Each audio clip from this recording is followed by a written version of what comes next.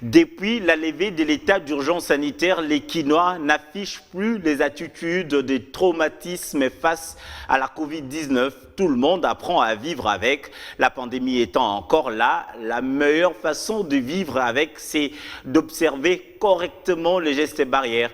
Je vous propose de suivre un extrait de l'émission Check-up sur le lavage de mains. Le lavage de mains, un geste simple mais d'une grande importance au vu de la protection qu'elle garantit à l'être humain. L'une des catégories majeures des pathologies contre lesquelles le lavage de mains protège l'homme sont les maladies de mains sales qui, à ce jour, constituent un réel problème de santé publique en République démocratique du Congo.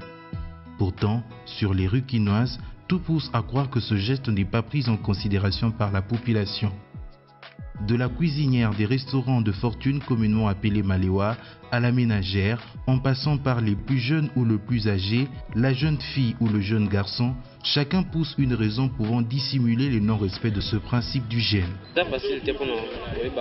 C'est très difficile de faire attention au lavage de mains, surtout pour nous qui passons beaucoup plus de temps au travail qu'à la maison.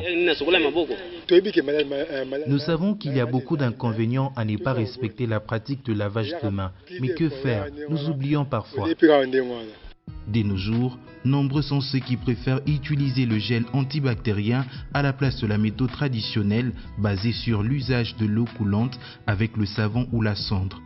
Une situation qui serait notamment justifiée par le matraquage opéré par les médias sur certains antibactériens.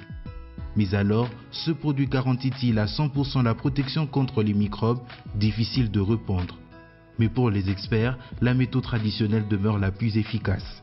C'est vrai qu'il y a des propriétés qui détruisent des microbes pour les produits qui sont utilisés.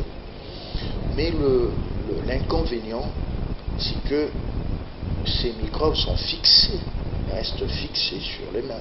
Donc ça signifie que si l'on nettoie, on n'utilise pas de l'eau courante et un détergent comme un savon ou même de la cendre, on ne saura pas évacuer de manière mécanique d'abord les germes qui se retrouvaient sur les mains.